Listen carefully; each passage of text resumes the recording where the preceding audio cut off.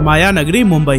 अब यह सुनते ही हमारे मन में एक जगमगाते शहर, ऊंची ऊंची इमारतें और लग्जरी लाइफस्टाइल की इमेज बनती है। लेकिन इसी शहर के बीच में पतली गलियों, कचरे के ढेर और झुग्गी झोपड़ियों वाली एक ऐसी बस्ती भी मौजूद है जहाँ के सिर्फ 2 किलोमीटर के एरिया में 12 लाख से भी ज्यादा लोग रहते हैं। जी हाँ, मैं बात कर रहा हूँ मुंबई का दिल कहे जाने वाले धारावी की, जो इंडिया का ही नहीं बल्कि पूरे एशिया का सबसे बड़ा स्लम है। लेकिन आने वाले सालों में ये झुग्गी झोपड़ियाँ ऊंची ऊंची बिल्डिंग्स का रूप लेने जा रही हैं और ये सब कुछ मुमकिन हो पाएगा धारावी रीडेवलपमेंट प्रोजेक्ट की मदद से। लेकिन दोस्तों, जब से ये प्रोजेक्ट अडानी ग्रुप के हाथों में गया है तब से लोगों को बेघर होने का डर सताने लगा है। तो आखिर क्यों इस रीडेवलपमेंट प्रोजेक्ट से लोग डरे हुए हैं, इसे पूरा करने में किन किन परेशानियों का सामना करना पड़ रहा है, सब कुछ डिटेल में जानेंगे आज के इस वीडियो में।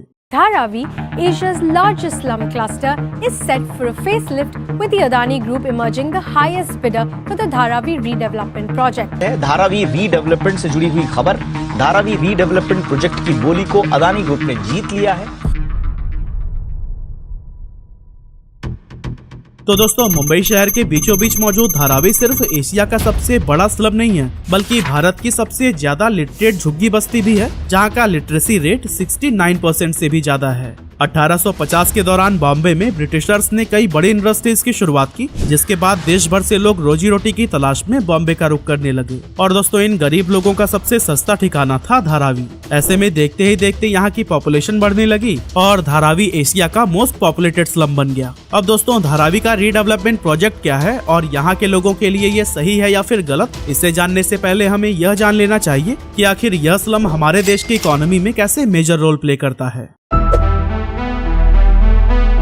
अब दोस्तों, यूं तो कहने के लिए यह झुग्गी झोपड़ियों और गंदी नालियों वाला स्लम है, लेकिन यह आज के टाइम पर रिसाइकलिंग इंडस्ट्री के हब के रूप में जाना जाता है। इस छोटी सी जगह में ही लगभग 15,000 से ज्यादा रिसाइकलिंग फैक्ट्रीज लगी हुई हैं। धारावी में मौजूद रिसाइकलिंग फैक्ट्रीज के अंदर मुंबई के सॉलिड वेस्ट का करीब 80% हिस्सा रिसाइकल किया जाता है और सिर्फ मुंबई या महाराष्ट्र ही नहीं बल्कि पूरे देश से आने वाले कचड़े को धारावी के लोग रिसाइकल करने का काम करते हैं। यहाँ ग्लास, प्लास्टिक और मेटल वेस्ट को रिसाइकल करके उन्हें नया जीवन दिया जाता है। लेकिन दोस्तों, धारावी की पहचान सिर्फ रिसाइकलिंग बिजनेस से ही नहीं है, बल्कि यहाँ पर लेदर, शूज, गारमेंट, मिट्टी के बर्तन और स्टील जैसी चीजों का भी बड़ी संख्या में प्रोडक्शन होता है, जिसके लिए लगभग 500 से भी ज्यादा इंडस्ट्रियल यूनिट बनाए गए हैं। और यहाँ अराउंड 15,000 ऐसे कारखाने हैं जो सिर्फ एक छोटे से कमरे में ऑपरेट किए जाते हैं। तो फिर चाहे वेस्ट को रिसाइकल करके बनी हुई चीजें हो, लेदर की जैकेट, बेल्ट या फिर मिट्टी और स्टील के आइटम्स, इन्हें इंडिया के साथ साथ बाहर के देशों में भी खूब प्यार मिलता है, क्योंकि इन प्रोडक्ट्स को ई-कॉमर्स वेबसाइट्स के जरिए इंटरनेशनल मार्केट में भी सेल किया जाता है। यही वजह है कि अकेले धारावी का ही एनुअल रेवेन्यू $700 मिलियन से लेकर $1 बिलियन तक पहुंच जाता है। और इसी से ही आप अंदाजा लगा सकते हैं कि इंडियन इकोनॉमी में धारावी का कितना बड़ा रोल रहता है। लेकिन दोस्तों, अब थोड़े समय के बाद यह स्लम एक नए रूप में नजर आने वाला है, जहां झुग्गी झोपड़ियों की जगह हमें एक साफ सुथरी सोसाइटी और ऊंची ऊंची बिल्डिंग्स देखने को मिलेंगी। एक्चुअली ये सब पॉसिबल होने जा रहा है धारावी रीडेवलपमेंट प्रोजेक्ट की वजह से, जिसका टेंडर पिछले साल 29 नवंबर को अडानी ग्रुप ने 5,069 करोड़ रुपए की बोली लगाकर अपने नाम किया था। तो आखिर क्या है धारावी रीडेवलपमेंट प्रोजेक्ट? असल में इस डेवलपमेंट का मकसद धारावी के लोगों को साफ सुथरी रहने की जगह, प्रॉपर वाटर सप्लाई और सैनिटाइजेशन जैसी कई तरह की सुविधाएं प्रोवाइड करना है। गवर्नमेंट का सपना है कि धारावी का नक्शा बदलकर यहाँ वर्ल्ड क्लास इंफ्रास्ट्रक्चर डेवलप किया जाए। इस प्रोजेक्ट के ऑक्शन में अडानी ग्रुप के अलावा DLF ने भी बोली लगाई थी, जिनका बिडिंग अमाउंट 2025 करोड़ रुपए था। लेकिन इससे भी डबल बिडिंग करके अडानी ग्रुप ने इस टेंडर को अपने नाम कर लिया और इस तरह से दुनिया के सबसे घनी आबादी वाले इलाकों में से एक धारावी का रीडेवलपमेंट प्रोजेक्ट गौतम अडानी के हाथों में आ गया। 2.5 स्क्वायर किलोमीटर में फैले धारावी को रीडेवलप करने के लिए गवर्नमेंट ने 7 साल का टाइम लिमिट तय किया है, जिसका मतलब है कि आने वाले 7 सालों में इस बस्ती में रहने वाले लोगों की किस्मत बदलने वाली है और इन्हें इन गंदी गलियों से निकलकर एक ऐसी सोसाइटी में एंटर करना है जहां का जीवन यहां के मुकाबले काफी अलग होगा। वैसे आपको बता दूं कि धारावी के रीडेवलपमेंट की प्लानिंग आज से नहीं की जा रही है, बल्कि जब भारत आजाद हुआ उसके बाद से ही इसके प्रपोजल सामने आने लगे थे। 1997 में महाराष्ट्र की गवर्नमेंट ने धारावी के रीडेवलपमेंट पर फोकस किया, जिसके बाद से धारावी के डेवलपमेंट के लिए स्पेशल प्लानिंग अथॉरिटी बनाई गई। लेकिन 2011 में इस टेंडर को यह कहकर कैंसिल कर दिया गया कि धारावी के रीडेवलपमेंट के लिए एक मास्टर प्लान की जरूरत है और 6 साल बाद उस मास्टर प्लान के साथ डेवलपमेंट की शुरुआत की जाएगी। फिर आया साल 2018 जब वापस से इस प्रोजेक्ट को रीओपन किया गया। धारावी के इस रीडेवलपमेंट प्रोजेक्ट में बिडिंग करने के लिए पूरी दुनिया के टेंडर्स को इनवाइट किया गया, जिसके चलते दुबई की साइक्लिंग टेक्नोलॉजीज कॉर्पोरेशन नाम की एक कंपनी ने इस टेंडर को अपने नाम कर लिया। हालांकि उस समय भी अडानी ग्रुप ने इस प्रोजेक्ट के लिए बिडिंग की थी, पर तब ये उनके हाथ नहीं लगा था। लेकिन कहानी में ट्विस्ट तो तब आता है जब टेंडर जीतने के बाद भी इस प्रोजेक्ट को साइक्लिंग टेक्नोलॉजीज कॉर्पोरेशन को नहीं सौंपा गया, क्योंकि बाद में गवर्नमेंट ने यह कहकर एक नया प्लान बना लिया। इस रीडेवलपमेंट प्रोजेक्ट में वो धारावी के पास की रेलवे को भी शामिल करना चाहते हैं। लेकिन पिछले साल फिर से इस प्रोजेक्ट के लिए ऑक्शनिंग स्टार्ट की गई और इस तरह धारावी स्लम का रीडेवलपमेंट प्रोजेक्ट फिर से सुर्खियों में आ गया और अब इसकी कमान अडानी ग्रुप के हाथों में है।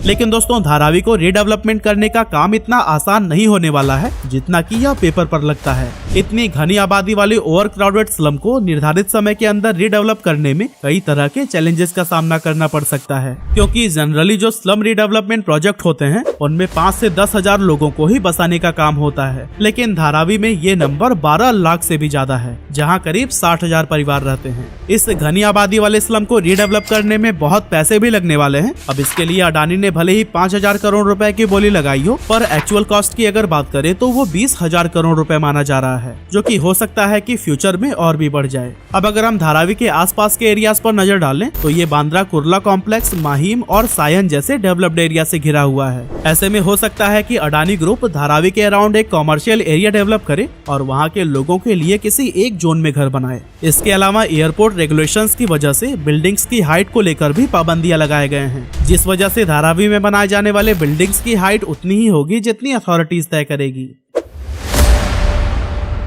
अब यहाँ पर यह जानना भी जरूरी है कि आखिर रीडेवलपमेंट के बाद लोगों को घर किस बेसिस पर दिए जाएंगे। तो दोस्तों, अडानी ग्रुप या फिर गवर्नमेंट की तरफ से इस बारे में कुछ साफ साफ नहीं कहा गया है, लेकिन धारावी के लोगों का कहना है कि उनसे करीब 400 स्क्वायर फीट का 1 बेडरूम अपार्टमेंट देने का वादा किया गया है। साथ ही जो लोग 1 जनवरी 2000 से पहले से ही धारावी में रह रहे हैं उन्हें फ्री में ही पक्का मकान दिया जाएगा, जबकि वो लोग जो 2000 से 2011 के बीच यहाँ अगर बसे हैं उन्हें घर के लिए कुछ कीमत चुकानी पड़ सकती है। तो दोस्तों, इस डेवलपमेंट के बाद उन फैमिलीज को काफी फायदा पहुंचने वाला है जिनके पास रेगुलर सोर्स ऑफ इनकम मौजूद है। मतलब कि ऐसे लोग जो या तो एक अच्छे लेवल पर बिजनेस कर रहे हैं या फिर उनके पास एक स्टेबल जॉब है। इन लोगों को फायदा ये होगा कि धारावी के रीडेवलपमेंट के बाद बिना कोई पैसा खर्च किए उनका लिविंग स्टैंडर्ड पहले से बहुत बेहतर हो जाएगा। लेकिन वो लोग जो किराए पर वहाँ रहते हैं उन्हें हो सकता है कि धारावी छोड़कर जाना पड़े। साथ ही इस रीडेवलपमेंट से वो लोग भी कई तरह की प्रॉब्लम फेस कर सकते हैं जो कि दिहाड़ी मजदूरी करके अपना गुजर बसर कर रहे हैं,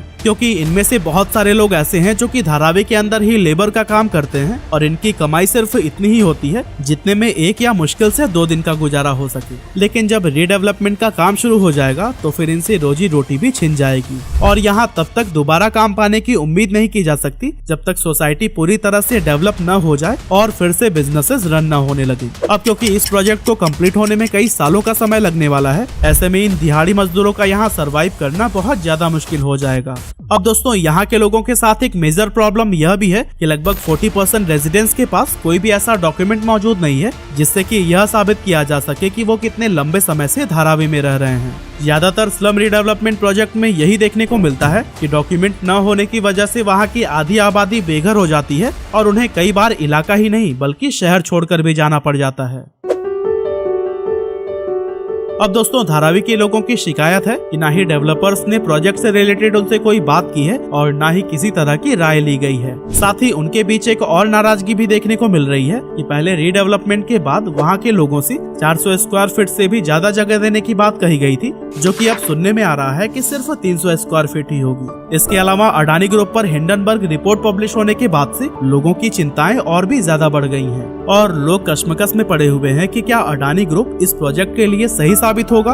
अब दोस्तों, इस पर गौतम अडानी ने अपनी तरफ से साफ करते हुए कहा कि इस प्रोजेक्ट को सक्सेसफुली कंप्लीट करने के लिए उनके पास सफिशिएंट फंड मौजूद हैं। लेकिन बात सिर्फ फंड या फिर कितने अच्छे से प्रोजेक्ट कंप्लीट हो रहा है इसकी नहीं है, बल्कि लोगों को इस बात का भी डर है कि धारावी की जमीन का छोटा सा टुकड़ा भी बहुत ज्यादा कीमती है। ऐसे में हो सकता है कि कुछ पूंजीपति यहाँ अपना कब्जा जमाने की भी कोशिश करें। इसके अलावा एक एस्टिमेट के अकॉर्डिंग यहाँ 22,000 से भी ज्यादा छोटे छोटे बिजनेसेस मौजूद हैं और अकेले इसकी रिसाइकलिंग इंडस्ट्री ही 2.5 लाख लोगों के रोजगार का जरिया बनी हुई है। और जैसा कि हमने पहले ही बताया कि धारावी चमड़े, बर्तन, कपड़े और ऐसी कई सारी चीजों को मैन्युफैक्चर मैन्युफैक्चर करने का एक बहुत बड़ा हब है। और दोस्तों इस छोटे से एरिया में इतने ज्यादा बिजनेसेस होने की वजह से कहा जाता है कि धारावी के जमीन का एक एक इंच किसी न किसी प्रोडक्टिव काम में लगा हुआ है। ऐसे में ये सवाल बना हुआ है कि क्या रीडेवलपमेंट के बाद ये कारोबार वापस से एस्टेब्लिश किए जा सकेंगे। काफी सारे लोकल्स को ये डर है कि ये रीडेवलपमेंट प्रोजेक्ट कई छोटे बिजनेसेस को खत्म कर देगा और लाखों लोग बेरोजगार हो जाएंगे। और दोस्तों गवर्नमेंट की तरफ से भी उन्हें कुछ ऐसे जवाब सुनने को नहीं मिले हैं जो कि उनकी चिंताओं को कम कर सकें। इसीलिए जब तक घरों के बंटवारे को लेकर चीजें क्लियर नहीं हो जाएंगी या फिर इन बिजनेसेस को बचाने के लिए गवर्नमेंट कौन कौन से स्टेप्स लेने जा रहे हैं ये साफ नहीं हो जाता, तब तक लोगों के बीच ये डर बना रहेगा। अब दोस्तों इस सिचुएशन में सरकार को चाहिए कि वो लोगों की प्रॉब्लम को समझते हुए उनका मार्गदर्शन करें, क्योंकि धारावी के रीडेवलपमेंट का मकसद वहाँ के लोगों को अच्छा जीवन प्रोवाइड करना है, न कि उनसे उनकी रोजी रोटी छीनना। अब अगर गवर्नमेंट प्राइवेट फंड्स की मदद से ही टाइमली और प्रॉपर तरीके से इस प्रोजेक्ट को सक्सेसफुल बना देती है तो फिर ये देश के लिए एक बहुत बड़े अचीवमेंट के रूप में जाना जाएगा और इस प्रोजेक्ट को देश ही नहीं बल्कि विदेशों में भी एक सक्सेसफुल केस स्टडी के रूप में पढ़ाया जाएगा।